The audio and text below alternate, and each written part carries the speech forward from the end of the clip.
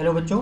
हमने स्टार्ट कर दिया था इग्नू के बीएससीजी और बीएजी वाले बच्चों के लिए बीएमटीसी 131 के असाइनमेंट का सॉल्यूशन। और ये असाइनमेंट कौन सा था?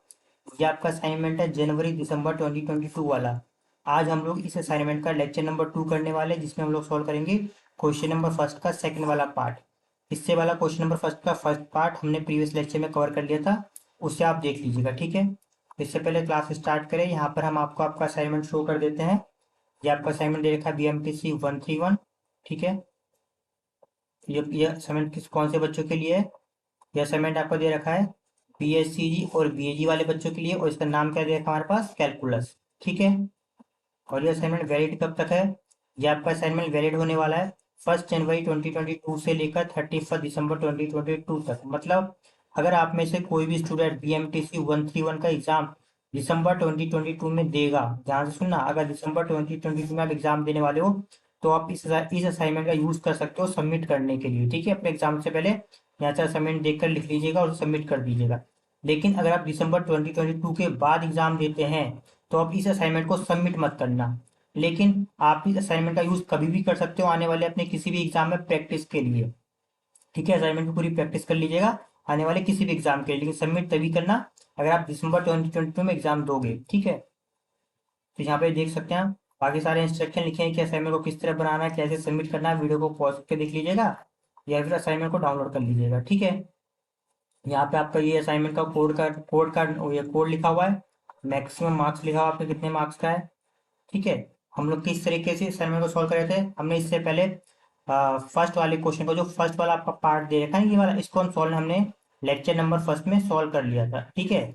आज जो सेकंड पार्ट दे रखा है इसको हम लोग सॉल्व करेंगे लेक्चर नंबर 2 के अंदर, और सेम थर्ड वाला हम करेंगे लेक्चर नंबर थर्ड के अंदर। इसी तरीके से हम हर एक लेक्चर्स के अंदर एक एक क्वेश्चन को सॉल्व करते हुए चलेंगे, अलग अलग, इसलिए क्योंकि हमें आपको हर क्वेश्चन को डिटेल में समझाना है, ठीक है। और साथ में ये भी बताएंगे कि ये क्वेश्चन आपकी आपकी बुक से कौन से चैप्टर से लिए गए और चैप्टर के अंदर भी किस टॉपिक से लिया गया है, ठीक है। तो इससे पहले वाला हमारा फर्स्ट क्वेश्चन तो हो चुका था, तो पहले बार क्वेश्चन रिपीट कर क्या कहा है कि विच ऑफ द फॉलोइंग स्टेटमेंट, मतलब यहाँ पे जो स्टेटमेंट लिखी है ना कई सारी, इसके बारे में बात की है, ठीक है। Which of the following statement are true and which are false, ठीक है। मतलब यहाँ पे जिसमें जितने भी स्टेटमेंट लिखी है इनमें से कौन सी स्टेटमेंट ट्रू है और कौन सी स्टेटमेंट फॉल्स है। Give reason for your answer, मतलब आप जो अपना आंसर लिखोगे ना, आपको अपने आंसर में रीजन भी लिखना पड़ेगा in the form of short proof. या तो जो आप रीजन लिखोगे ना वो या तो प्रूफ के फॉर्म में होना चाहिए, वो या तो फिर काउंटर एग्जाम्पल के फॉर्म में होना चाहिए। तो कब प्रूफ लिखते हैं कब काउंटर एग्जाम्पल लिखते हैं, जैसे जैसे आप सारे क्वेश्चन करोगे आपको समझ में आ जाएगा, हम आपको साथ साथ समझाते हुए चलेंगे, ठीक है। तो अभी स्टार्ट करते हैं सेकेंड क्वेश्चन, ठीक है, फर्स्ट का सेकेंड पार्ट। ध्यान रखना ये वाला क्वेश्चन क्या दे रखा है, यहाँ पे दिया है ऑल द क्यूब रूट, ध्यान से सुनना, all the cube root of i in C Z1 Z2 और आपका Z3। इससे पहले ये क्वेश्चन कहाँ से लिया गया है वो बता देते हैं, फिर उसके बाद इसको हम थोड़ा समझाते हैं इस क्वेश्चन में आगे कहा क्या गया है, ठीक है। ये जो आपका यूनिट 4 है ना, ये जो आपका यूनिट 4 दे रखा है, एक मिनट बच्चों, स्टार्ट करते हैं। ये जो आपका यूनिट 4 दे रखा है ना, यूनिट 4 के अंदर ये जो दे रखा है 4.5.2 रूट्स ऑफ कॉम्प्लेक्स नंबर, ठीक है। तो अगर आप लोगों ने ये टॉपिक अच्छे से पढ़ लिया 4.5.2 वाला, तो अगर आपके एग्जाम में या किसी भी असाइनमेंट में या किसी भी एग्जाम में अगर इस टाइप का क्वेश्चन चेंज होकर आता है तो आप वो भी कर पाओगे। चेंज कैसे आएगा उसका मतलब हम भी आपको बता देते हैं। जैसे हमें कॉम्प्लेक्स नंबर दे रखा है, क्या देखा है कॉम्प्लेक्स नंबर, ध्यान से समझना, ठीक है। यहाँ पर हम यहाँ पे आपको समझा रहे हैं, कॉम्प्लेक्स नंबर दे रखा है। तो कॉम्प्लेक्स नंबर अभी तो कई सारे नंबर होते हैं, जैसे आई हो गया है ना, 2i हो गया, 3+2i हो गया, ऐसे बहुत सारे कॉम्प्लेक्स नंबर होते हैं। अगर आपको कॉम्प्लेक्स नंबर को डिटेल में समझना है तो आप यूनिट यूनिट 4 को अच्छे से पढ़ लीजिएगा, आपको सब समझ में आ जाएगा। अब इसमें क्या बोल रखा है, कॉम्प्लेक्स नंबर के अंदर एक नंबर है, एक और है आई, ठीक है, एक नंबर क्या है आई।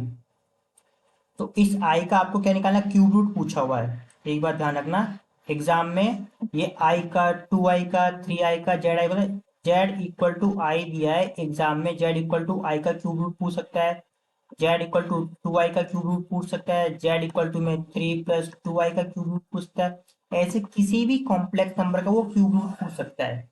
इसके अलावा क्यूब रूट की जगह पे यहाँ पे देखो, यहाँ पे क्या लिखा है, क्यूब रूट दिया हुआ है, क्यूब रूट की जगह पे वो ये भी पूछ सकते, ध्यान से सुनना, या तो वो स्क्वायर रूट पूछ ले, स्क्वायर रूट पूछ ले, क्यूब रूट पूछ ले, है ना, फोर्थ रूट पूछ ले, स्क्वायर मतलब सेकंड, क्यूब मतलब थर्ड, फोर्थ, फिफ्थ, सिक्स्थ, या फिर वो nth रूट। अब आपको समझ में आ रहा है, कॉम्प्लेक्स नंबर के अंदर किसी भी कॉम्प्लेक्स नंबर का, चाहे वो आई हो, 2i हो, 3+2i हो, कोई सा भी कॉम्प्लेक्स नंबर हो, किसी भी कॉम्प्लेक्स नंबर का वो square root, cube root, fourth root, fifth root, six root, nth root, कुछ भी पूछ सकता है। ठीक है, तो अगर आप चाहते हो आप इन सभी क्वेश्चन को अच्छे से सॉल्व कर पाओ, तो आपको क्या करना पड़ेगा, आपका यूनिट नंबर 4 अच्छे से पढ़ना पड़ेगा, उसका भी 4.5.2 वाला रूट्स ऑफ कॉम्प्लेक्स नंबर। अभी ठीक है, अब यहाँ पे एक बात समझो, यहाँ पे क्या कहा है। ठीक है, तो क्वेश्चन, डायरेक्ट क्वेश्चन स्टार्ट करते हैं, फिर आगे बढ़ते हैं। ठीक है, ये तो हमने आपको समझाया दिया है। ठीक है, हमें ट्रू फॉल्स बताना है। ये सेकंड क्वेश्चन क्या दे रखा है, ये वाला सेकंड पार्ट करना, और ये पार्ट हमने आपको भी बता दिया कि यूनिट नंबर 4 में 4.5.2 को अच्छे से पढ़ना है, जिसका नाम क्या है हमारे पास, रूट ऑफ कॉम्प्लेक्स नंबर। ठीक है, अब हम लोग क्या करने वाले, सबसे पहले ध्यान रखना, आपको ये जो क्वेश्चन दे रखा है ना, सबसे पहले हम इस क्वेश्चन की मीनिंग समझाएंगे। ये जो मीनिंग वाला पार्ट है, इसको कॉपी मत करना, बिल्कुल भी ध्यान रखना, केवल समझने के लिए, ताकि आपको इसके कॉन्सेप्ट को, आपको ताकि आप इसके कॉन्सेप्ट को अच्छे से समझ पाओ।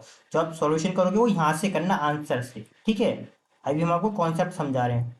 ठीक है, तो कॉन्सेप्ट में क्या है देखो जरा।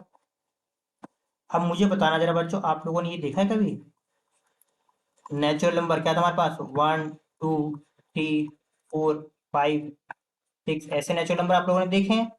अब यहाँ पे आपने देखा होगा कि हम ना नेचुरल नंबर में किसी नंबर को जनरली हम लोग एक्स से एज्यूम कर लेते हैं, करते हैं ना एक्स से। तो अगर आपसे कोई पूछे कि एक्स इक्वल टू 1 है, ठीक है, और कोई पूछे एक्स इक्वल टू 1 का रूट निकालो, तो आप लोग कैसे निकालते हो, ऐसे ही तो निकालते हो। इसको व्हाइट कलर से ले लेते हैं, ठीक है बच्चों, इस कलर से नहीं, व्हाइट से ले लेते हैं इसे। हाँ, अगर कोई आपको बोलता है कि 1 का रूट निकालो, ठीक है, तो 1 का रूट आप कैसे निकालते हो, कुछ ऐसे तो निकालते हो, रूट में 1, है ना, स्क्वायर रूट। अगर कोई आपसे बोलता है कि 1 का क्यूब रूट निकालो, तो आप कैसे निकालोगे, एक्स इक्वल टू 1 का, तो यहाँ क्यूब लगा दोगे। ठीक है, इसी तरह अगर कोई बोलता है कि 2 का स्क्वायर रूट निकालो, तो आप कैसे निकालते हो, एक्स इक्वल टू में 2 का स्क्वायर रूट यहाँ पे 2 लगा देते हो, है कि नहीं। अगर क्यूब रूट पूछता है 2 का, तब क्या करते हो, एक्स इक्वल टू में 2 करते हो और यहाँ पे 3 लगाते हो। बोलो, इतना क्लियर है आपको। इस तरीके से आप किसी भी नंबर का स्क्वायर रूट और क्यूब रूट फाइंड कर सकते हो, इतना क्लियर है आपको। इसी तरह क्वेश्चन में क्या कहा है, अब क्वेश्चन में ये बोल रखा है, अब क्वेश्चन में क्या देखा है, कॉम्प्लेक्स नंबर दिया हुआ है। अब कॉम्प्लेक्स नंबर के अंदर कैसे नंबर होते हैं, अब उसमें आई भी होता है। एक सेकेंड बच्चों, अगर आपको कॉम्प्लेक्स नंबर डिटेल में पढ़ना है, तो कौन सा आप लोग चैप्टर पढ़ना, यूनिट नंबर 4। ठीक है, उसमें हमने डिटेल में बता रखा आपको। तो कॉम्प्लेक्स नंबर में क्या होता है, आई होता है ना, 2i होता है, माइनस का 3i होगा, ये हम जनरली लिख रहे हैं, बहुत सारे होते हैं, ठीक है ना, 2 प्लस में 3i होगा, ऐसे बहुत सारे कॉम्प्लेक्स नंबर होते हैं, कोई से भी हो सकते हैं। ठीक है, तो एग्जाम में आपसे इनमें से किसी भी कॉम्प्लेक्स नंबर का वो square root, cube root, third root, nth root, कुछ कुछ भी पूछ सकता है। मतलब वो मान लीजिए स्क्वायर रूट पूछ लेगा, है ना, वो क्यूब रूट पूछ लेगा, या फिर वो फोर्थ रूट पूछ लेगा, वो फिफ्थ रूट पूछ लेगा। रूट का क्या मतलब, ये आप लोग किसमें पढ़ने वाले हो, अगर पढ़ समझोगे तो ये 4.5 वाले चैप्टर में, रूट्स ऑफ कॉम्प्लेक्स नंबर। ठीक है, यहाँ पे क्या होगा, फिफ्थ सिक्स रूट हो गया, ऐसे कोई सा भी रूट, nth रूट, कुछ भी पूछ सकता है, कोई दिक्कत तो नहीं है। अभी आपके क्वेश्चन में क्या पूछा हुआ है, क्वेश्चन में पूछ रखा है क्यूब रूट, किसका, आई का, किसमें, कॉम्प्लेक्स नंबर का। मतलब आपको चेक करना है कि कॉम्प्लेक्स नंबर के अंदर आई के जो क्यूब रूट्स होंगे, वो एक ये होगा, एक ये होगा, और एक ये होगा। ये क्या, ये तीन क्यूब रूट्स के सही सही है या गलत है, आपको चेक करना है। अभी क्लियर है यहाँ पे। यहाँ पे हम लोग इसे भी लिख देते हैं, ये चीज। इसमें क्या पूछा है इसने, Z equal to cube root किसका पूछा है, आई का पूछा है। तो अब कुछ ऐसी तो लगाओगे, अगर क्यूब रूट निकालें, कोई दिक्कत तो नहीं है। देखो, है कि नहीं। अगर वो 2i का क्यूब रूट पूछता था, आप कैसे करते हो, 2 इक्वल टू में यहाँ 2i कर देते और यहाँ बाहर के लिखते 3 लिखते, कोई दिक्कत तो नहीं है बच्चों, बोलो। इसी तरह वो किसी का भी क्यूब रूट, इसका रूट, कुछ ही पूछ सकता है। अगर आप टॉपिक क्लियर करना है, तो चैप्टर को आपको क्लियर करना पड़ेगा। अब क्वेश्चन को सॉल्व करते हैं डायरेक्ट, ठीक है, क्योंकि हमने आपको ये समझा दिया है। आपको आंसर में क्या लिखना है, आपको आंसर बताना है कि ड्यू स्टेटमेंट ट्रू है या फिर फॉल्स है। फिलहाल तो हम ट्रू फॉल्स दोनों लिख देते हैं, जो भी आंसर होगा उसको एक करेक्ट करके लिख देंगे। ठीक है, अभी समझाने के लिए हमने दोनों लिखते, दोनों मत लिखना आप लोग। ठीक है, अब आपको रीजन बताना, रीजन किस फॉर्म में बताओगे, आंसर तो लिख दिया आपने, रीजन किस फॉर्म में बताओगे, रीजन के लिए या तो प्रूफ होना चाहिए, है ना, या तो काउंटर एग्जाम्पल होना चाहिए। स्टार्टिंग में बोला है ना, या तो प्रूफ हो या फिर काउंटर एग्जाम्पल। जैसे प्रैक्टिस करोगे आपको समझ में आ जाएगा कि प्रूफ या काउंटर एग्जाम्पल का मतलब क्या होता है। ठीक है, अब स्टार्ट करें।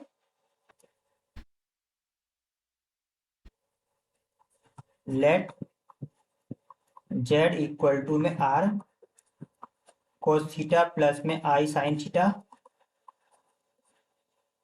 B any cube root of be any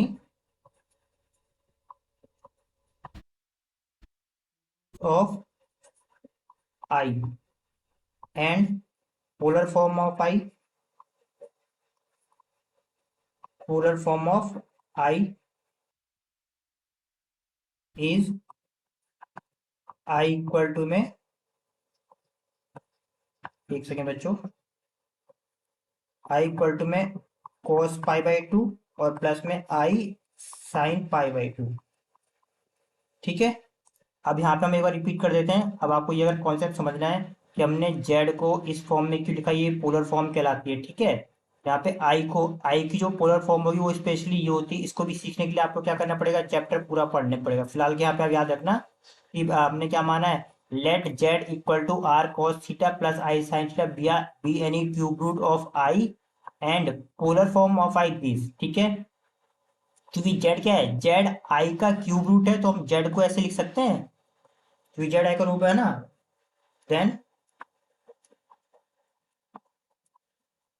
then we have Z क्या है, जेड क्यूब रूट है किसका हमारे पास, आई का, तो हम लोग ऐसे लिख सकते हैं। ठीक है, अब इसको जरा हम इसको, ये क्यूब रूट जब इधर आएगा तो ये बन जाएगा जेड क्यूब इक्वल टू में आई। कोई दिक्कत तो नहीं है, बोलो, इसे कर लो इक्वेशन फर्स्ट। क्लियर है इतना। अब आपको यहाँ पे कर क्या करना है, अब आपको यहाँ पर जेड की और आई की वैल्यू पुट करनी है। जेड की वैल्यू हमारे पास क्या थी, ये R cos theta I sine theta, और आई की क्या थी, कॉस 90 और I sine pi by two, है ना। ये हमें यहाँ पे पुट करना है, तो यहाँ पे क्या होगा हमारे पास, ये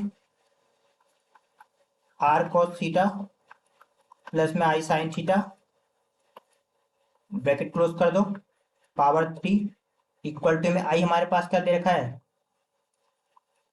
cos पाई बाई टू, और आपका आई साइन पाई बाई टू। बोलो इतना ठीक है, कोई दिक्कत तो नहीं है। अब इसके बाद क्या करेंगे, आपने एक और थ्योरम पढ़ी होगी, यूजिंग डी मोवेट थ्योरम। अगर आपने ये नहीं पढ़ी तो फिर आपको चैप्टर नंबर वही 4 पढ़ना पड़ेगा अगेन। ठीक है बच्चों, डी मोवेट थ्योरम के थ्रू क्या कर सकते हैं, हम इस पावर को यहाँ पे अंदर मल्टीप्लाई करके लिख सकते हैं। जैसे यहाँ पे कर देंगे आर की पावर 3, यहाँ पे अंदर हमारे पास क्या हो जाएगा, cos 3 थीटा। ये डी मोवेट थ्योरम ही थी, इसके थ्रू हम लोग इस पावर की मल्टीप्लाई इस एंगल में कर सकते हैं। ये चैप्टर में डिटेल में आपको अगर समझना चाहते हो तो चैप्टर को पढ़ लीजिएगा। ठीक है, 3 थीटा इक्वल टू हमारे पास क्या दे रखा है, cos pi by two plus में I sine pi by two. ठीक है इतना। अब हमें क्या कंपेयर करना है, हमें दोनों साइड ये कंपेयर करनी है, इसका स्टार्टिंग का आर, ठीक है, इसका स्टार्टिंग में आर कुछ नहीं तो ब्रैकेट लगा, यहाँ पे 1 ले लेंगे, सामने क्या ले लेंगे, 1 ले लेंगे, और cos के साथ एंगल 3 थीटा, साइन के साथ एंगल 3 थीटा, इसके इक्वल होगा पाई बाई टू के, है ना। देखो ये आर किसके इक्वल होगा, इस 1 के, और ये थीटा किसके इक्वल होगा, ये पाई बाई टू के। दिख रहा है ना ये। तो यहाँ पे हम स्टेटमेंट लिखेंगे, सबसे पहले क्या लिखेंगे हम, now comparing, now comparing the modulus, इसे मॉडुलस बोलते हैं बच्चों। फिर बोल रहे हैं आपको चैप्टर पूरा पढ़ना पड़ेगा अच्छे से समझने के लिए। आप कॉपी, आप असाइनमेंट तो देखकर आप लोग लिख सकते हो, ठीक है, लेकिन अच्छे समझ लिया चैप्टर पढ़ने का। Now comparing the modulus and arguments, arguments of the complex number both side, both side, दोनों साइड को कंपेयर करो। तो अगर हम दोनों साइड को कंपेयर करते हैं तो हमारे पास क्या आ जाएगा, ये आर सिक्स के इक्वल होगा 1 के, या फिर नेक्स्ट पेज पे लिख लेते हैं, ठीक है, कुछ थोड़ा आसानी रहेगी। यहाँ पे क्या देखा हमारे पास, देखो जरा, यहाँ पे क्या दिया था, आर थ्री, यहाँ पे क्या दिया था हमारे पास, cos 3 थीटा प्लस में आई साइन 3 थीटा। ठीक है, यहाँ पे क्या लिखा था हमारे पास, cos π/2 प्लस में आई साइन π/2, ये लिखा था। और अगर मुझे क्लोज ब्रैकेट बंद कर दें, वो बाहर क्या लिख सकते हैं, 1 लिख सकते हैं, कोई दिक्कत तो नहीं। अब इसे कंपेयर करो। अब अगर आप इसे कंपेयर करते हो तो हमारे पास क्या था, ये R3 किसके इक्वल होगा, 1 के इक्वल होगा, कोई दिक्कत तो नहीं है। चलो स्टार्ट करते हैं, कंपेयर किया हमने तो यहाँ पे हमारे पास क्या आ गया, R की पावर 3 इक्वल टू में 1, और सॉल्व करेंगे तो R हमारे पास कितना आ जाएगा, 1 आ जाएगा। बोलो बच्चों, इतना ठीक है। नेक्स्ट करो इसे कंपेयर 3 थीटा को, तो 3 थीटा को कंपेयर करने पे कितना आएगा, π/2। लेकिन π/2 के साथ हम लोग क्या लिख सकते हैं, यहाँ पे लिखते हैं 2k पाई। अब आपके मन में क्वेश्चन आएगा, सर आपने यहाँ पे तो 3 थीटा केवल π/2 के इक्वल दिख रहा है आपको, है ना। देखो कंपेयर करो, अगर आप कॉस के एंगल को कंपेयर करोगे तो 3 थीटा किसके इक्वल है, π/2 के इक्वल है। लेकिन हमने क्या लिखा है, 3 थीटा इक्वल टू π/2 प्लस में 2k पाई। ये भी बच्चों यहाँ पर तो हम आपको डिटेल में बता नहीं सकते, इस चैप्टर पढ़ना, उसमें हम आपको क्लियर बता देंगे कि थ्री एंगल जो है 2k पाई के साथ क्यों कंपेयर किया जाता है। ठीक है, और यहाँ पे के क्या होगा, 0 1 2, इस तरीके से के की वैल्यू होगी। तो आज अगर सॉल्व करते हैं तो थीटा की वैल्यू क्या आएगी, π/6, ये 3 नीचे आ जाएगा ना, प्लस में 2/3, और आपका के, एक सेकंड बच्चों, यहाँ पे क्या जाएगा हमारे पास, के पाई, यानी हमारे पास थीटा की वैल्यू भी मिल गई। ठीक है, और आर की वैल्यू भी मिल गई, हमारे पास के क्या हमारे पास आएगा, 0 1 2, इस तरीके से। Now now put the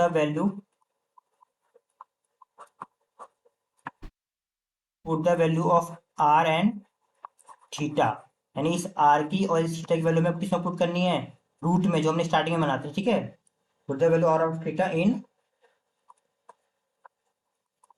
root of I, which is, जो हमने क्या माना था, जेड इक्वल टू में आर कॉस थीटा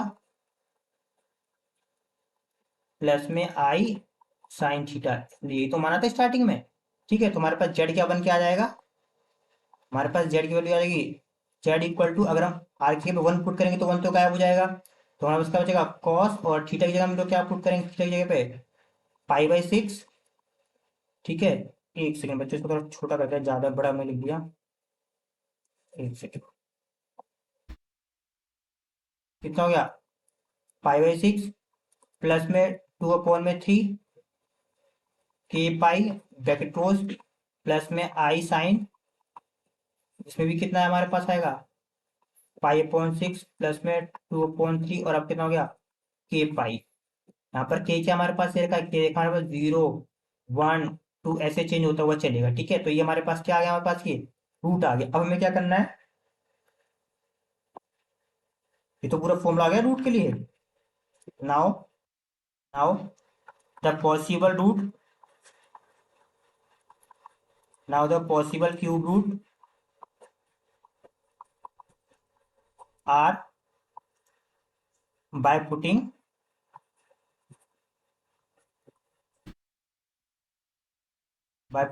के इक्वल टू 0 1 2 3, ऐसे जब के की वैल्यू सब पुट करते हुए जाओगे तो आपके बाकी के सारे क्यूब रूट मिलते हुए जाएंगे। जैसे अगर हम फर्स्ट वाला पुट करते हैं, ठीक है, अगर मैं के इक्वल टू 0 पुट किया, तब देखो हमारे पास कौन सा क्यूब रूट आता है हमारे पास, तो Z1 हमारे पास क्या आ जाएगा, यहाँ पुट करो, ये हो जाएगा हमारे पास, ये cos π/6 प्लस में 2/3, ये हमने क्या पुट किया, 0, और ये हमारे पास क्या दे रखा है, पाई, इसे ब्रैकेट में क्लोज कर लो, प्लस आई, ये हमारे पास क्या लिखा है, साइन, यहाँ पे क्या है हमारे पास, π/6 प्लस में 2/3, के कितना था, 0 था, और ये आपका पाई था। सॉल्व करो, सॉल्व करने के बाद ये तो पूरा 0 हो जाएगा ना, पूरा 0 है, ये भी 0 हो जाएगा कि 0 से मल्टीप्लाई करें, तो हमारे पास Z1 आखिर में हमारे पास क्या आने वाला है, cos π/6, एक सेकंड बच्चों, क्या जाएगा हमारे पास, cos π/6 प्लस में आई, और आपका साइन π/6,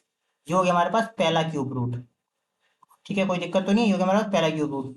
दूसरा क्यूब रूट क्या आएगा, 1 को पुट करके, तीसरा क्या आएगा, 2 को पुट करके, चौथा क्या आएगा, 3 को, 4 को, ऐसे बहुत सारे क्यूब रूट मिलेंगे। जबकि क्वेश्चन में क्या देखा था, के बोल रहा था कि ओनली 3 रूट, यानी ये तो पहले गलत हो गया ना। अब हम बाकी के 2 रूट भी निकाल देते हैं। ठीक है, वो भी देख लेते हैं क्या होगा हमारे पास, के इक्वल टू 1 पुट करते हैं तब आपका Z2 क्या आ जाएगा वो देखो। यहाँ पे हमारे पास क्या दिया था,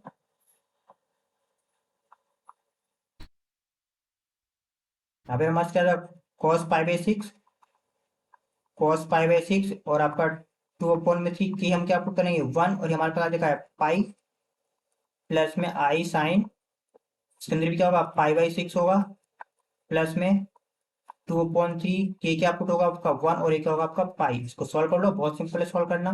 कितना हमारे पास इसका आंसर आएगा, कॉस में ये तो हो गया हमारे पास π/6 और ये कितना हो गया 2 इंटू, ये तो हमारे पास हो गया ना ये 2π/3, कोई दिक्कत तो नहीं है।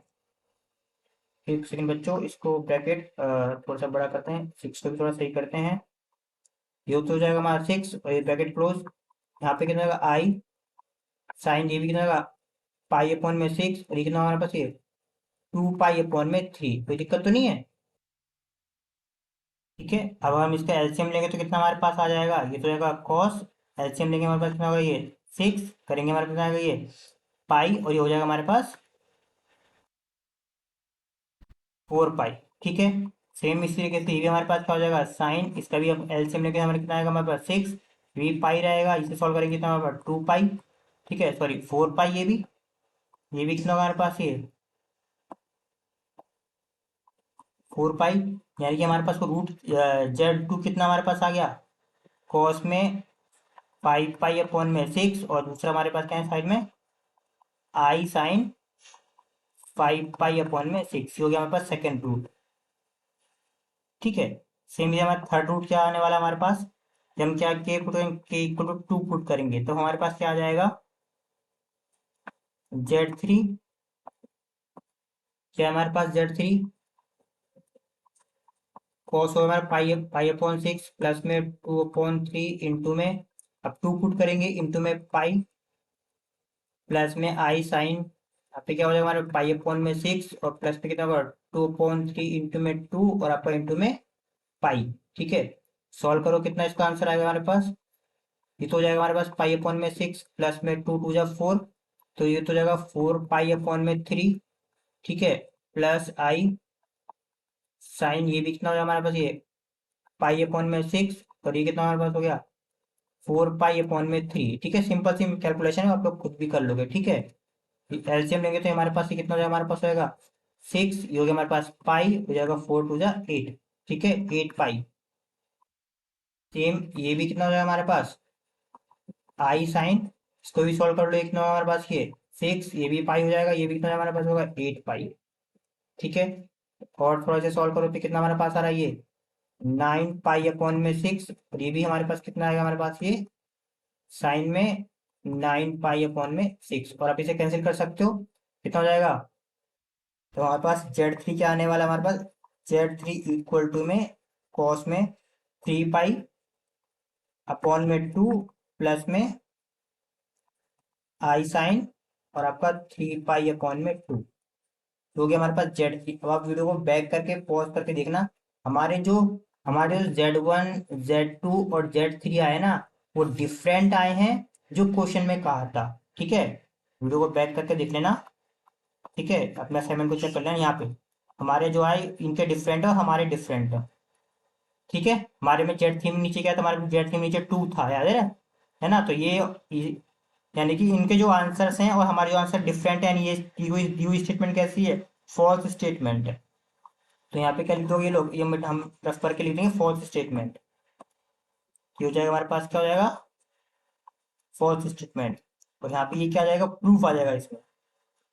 ठीक है, आई थिंक इतना आपको समझ में आ गया होगा, और डिटेल में समझना है तो आप लोगों को क्या पढ़ना पड़ेगा, जैसा कि हमने आपको बताया आपको यूनिट 4 कंप्लीट पढ़ना पड़ेगा।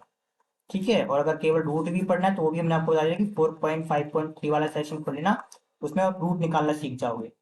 ठीक है, नेक्स्ट हम लोग करेंगे लेक्चर नंबर 3, जिसमें हम लोग क्या पढ़ने वाले हैं, लेक्चर नंबर 3 पढ़ेंगे, इसमें हम लोग करेंगे क्वेश्चन नंबर फर्स्ट का ही थर्ड पार्ट।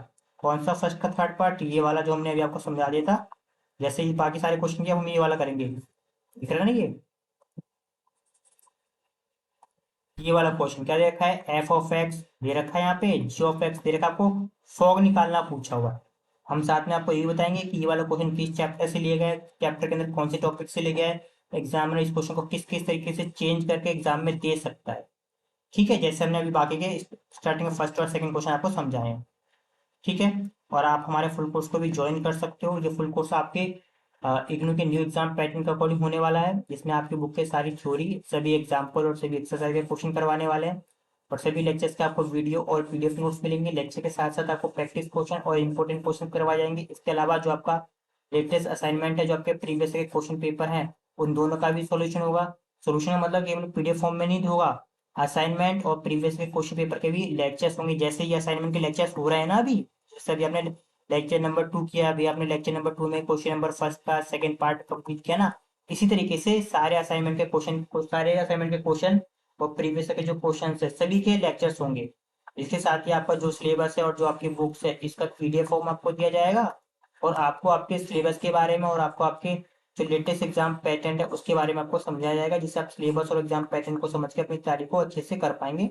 और सबसे एंड में आपको क्रैश कोर्स करवाया जाएगा। जब आपका एग्जाम स्टार्ट होने वाला होगा उससे 1 मंथ बिफोर, 1 महीने पहले आपके पूरे कोर्स का फास्ट रिवीजन होगा, जिससे कि कम टाइम में भी आप अपने पूरे कोर्स का अच्छे से रिवाइज कर पाएंगे। तो हम लोग मिलते हैं हमारे नेक्स्ट लेक्चर नंबर 3 में, जिसमें हम लोग करेंगे क्वेश्चन नंबर फर्स्ट का ही थर्ड पार्ट। ठीक है।